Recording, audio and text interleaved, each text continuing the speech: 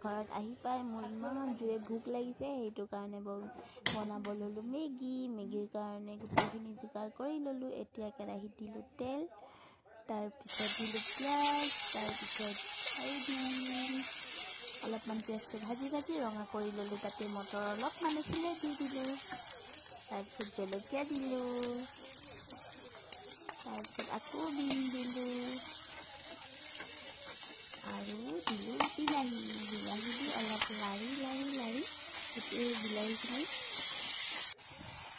সিজাই পেলাই তাতে পানী দি দিলোঁ। তাৰপিছত দিলোঁ মেগী আৰু মোৰ ইমান জোৰে ভোক লাগিছে কাৰণ ৰাতিপুৱা মই একো নোখোৱাকৈ আহিলোঁ আৰু এতিয়া মোৰ মেগী হৈ গ'ল ৰেডি।